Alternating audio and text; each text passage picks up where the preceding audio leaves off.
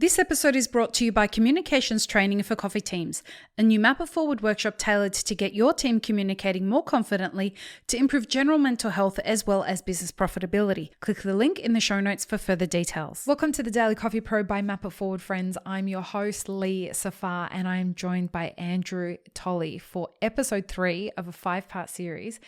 Andrew, we're talking about the student in the education part of education in the coffee industry.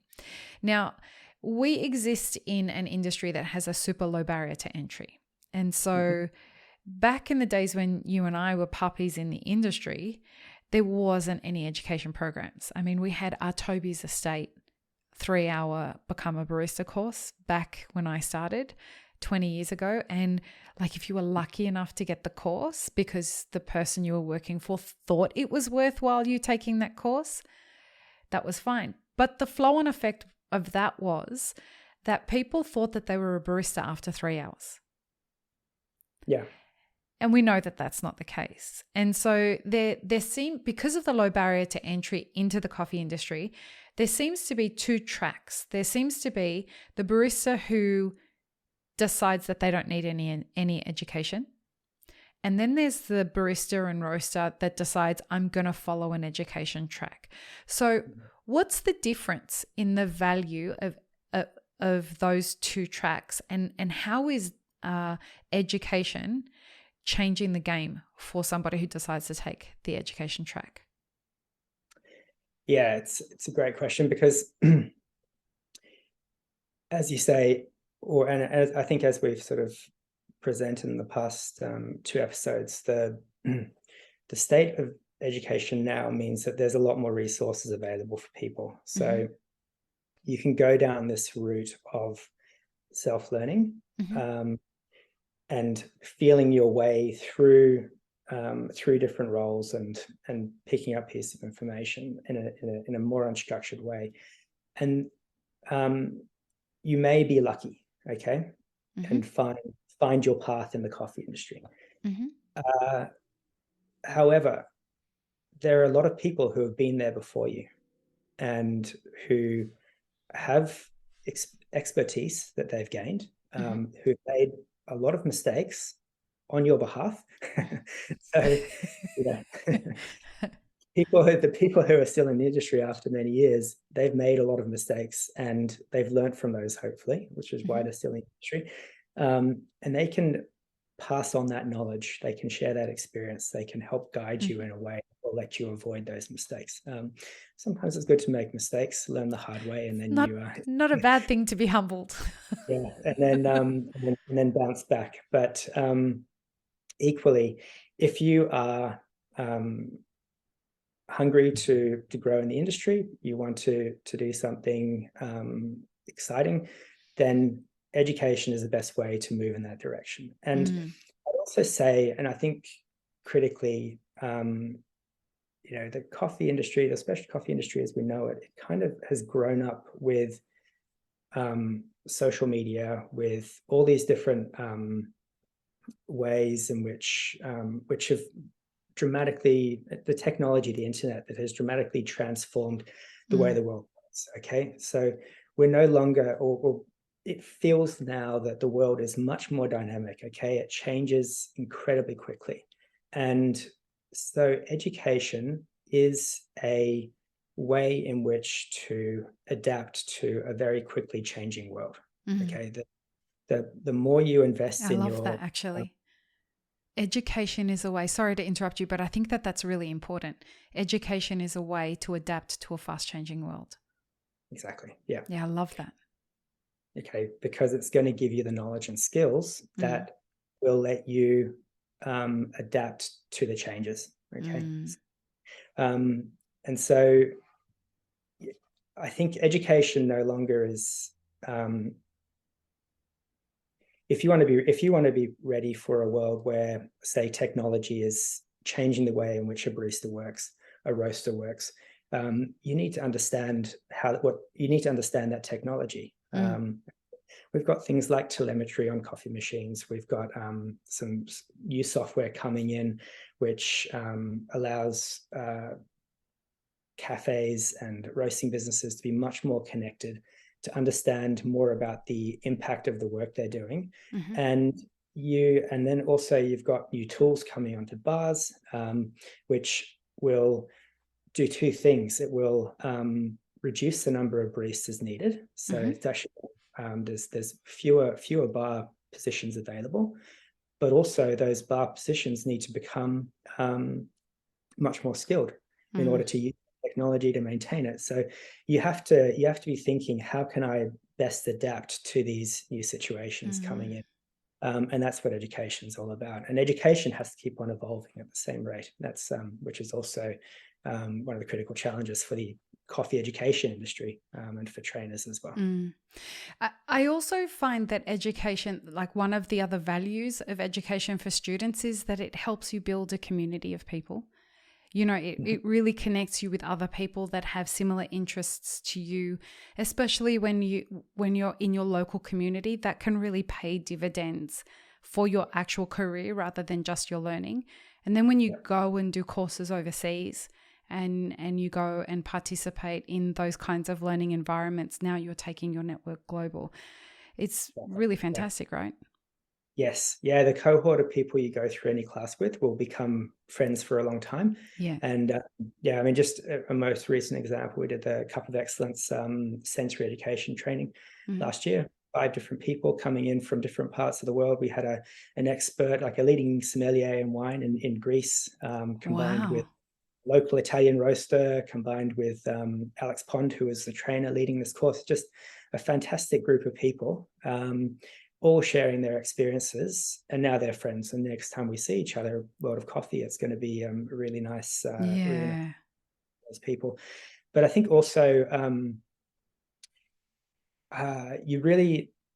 we've talked a little bit about understanding yourself as a learner, but you need to think about learning as a skill in itself. Okay, so tell me more.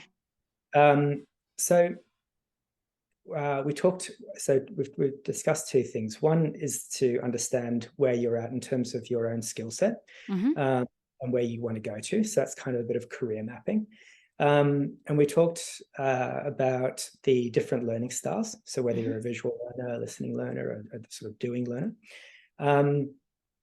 But you need to understand. So when you think about those sort of learning styles, you also need to realize that you can improve your ability to learn in different ways. Okay, so the learning part is the skill, and you can master learning as a skill to becoming, to becoming what you want to be. So there's a fantastic book called The Art of Learning by a guy called Josh Waitzkin, and it's all about how he progressed from becoming he was a chess prodigy, and he was a national champion in chess in the US, I think the world, like 6 or 8 times or something silly.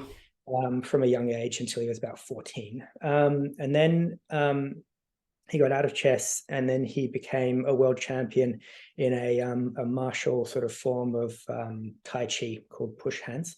So it's a more physical version of Tai Chi. It's very big in Taiwan, and he actually became a world champion there.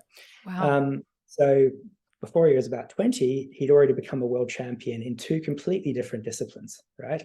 And so he's written this fantastic book on the fact that not how to become a world champion chess player or world champion Tai Chi push hands, I guess, whatever they're called, martial artist, but actually the skills that he employed in order to become a master of both of those different disciplines. And so I think it's really worth, if you want to become a master of anything, then you really should learn the skill of learning and read that book. But you need to be purposeful in choosing the education format. Okay, so what do you need to learn? What skills are you trying to acquire? you also need to think about what level of skill and knowledge you want. Okay, so if you're a barista, you don't need to deep dive into all the elements of coffee roasting. Okay, sensory science. Yeah, sensory stuff. Like, you need to be able to communicate. Okay, and like and cupping is good.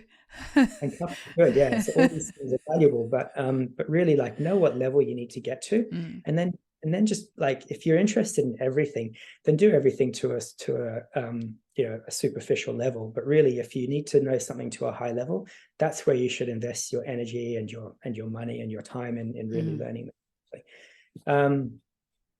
So, and then we talked about how you choose the right courses. But yeah, that you can be really purpose driven in where you go for your education, or in your education, the knowledge, the skills that you're getting in order to develop your career, which is important. And then also, people have probably heard of the idea of a growth mindset. But this is another really fundamental thing, right?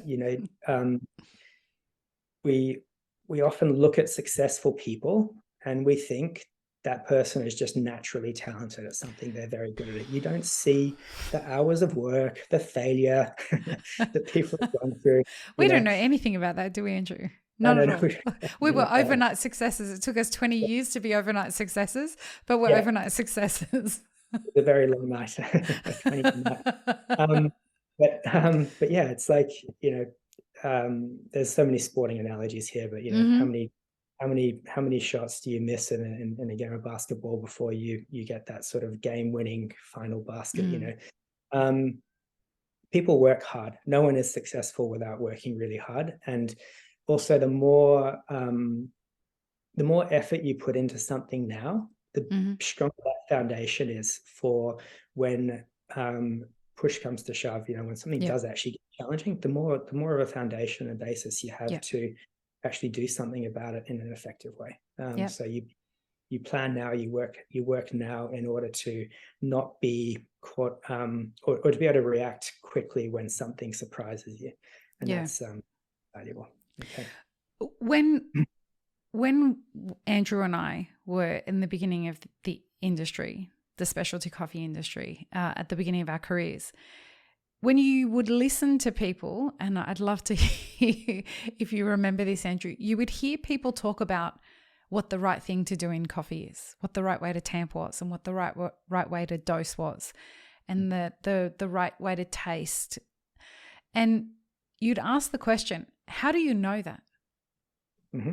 And people would just pretend to know everything. The beautiful thing about education is you no longer pretending about anything. You actually have a confidence about something based on something that's come from an expert.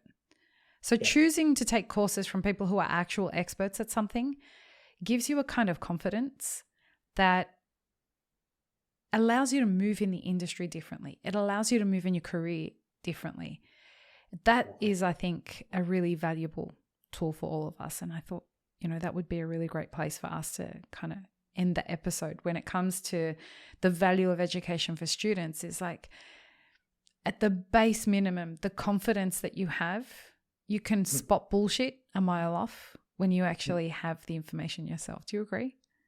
Yeah, 100%. It's a really good point, because actually it's only in the last, I think, eight years or so that research has really started to, like, proper peer-reviewed scientific research has been filtering its way heavily into everything from coffee extraction, genetics to roasting to, we're seeing so much more of a positive impact from that. And you don't need to be a scientist now. You can rely on interpreters. Of trainers. That's what training is about, right? It's about understanding that and putting it into the curriculum.